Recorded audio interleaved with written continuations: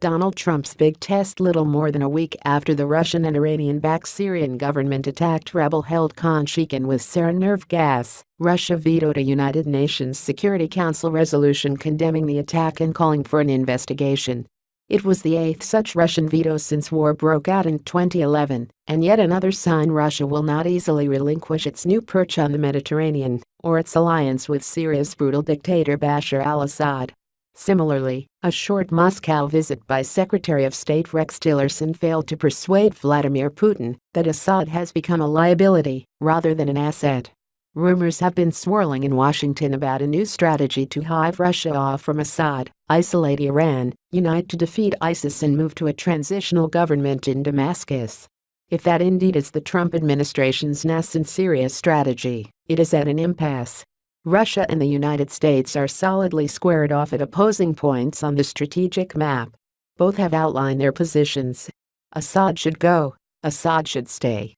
And while the Security Council vote is little more than a signal of Russia's continued position, after all, UN Security Council resolutions are too often worth less than the paper they're written on, it is nonetheless a clear signal.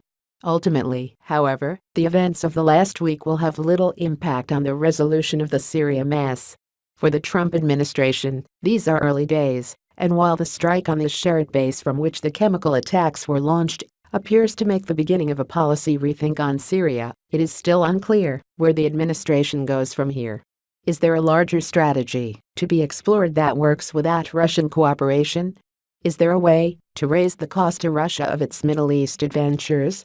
And to do so without having Moscow act out closer to home, say in Ukraine or Estonia? The short answer is that there are strategies available, but none are simple, none are without cost, none are without additional troop commitments, and none are without the potential for blowback from Iran, Russia, ISIS or other terrorist groups.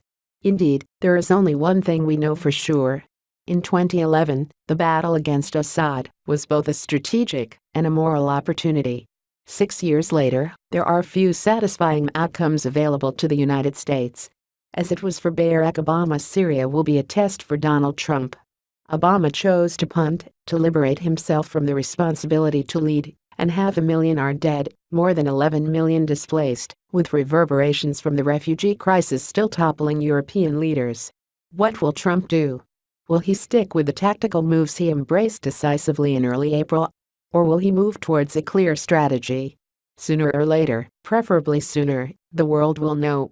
Until then, ISIS will keep fighting, Assad will keep using barrel bombs and chemical weapons, and Syrians will die.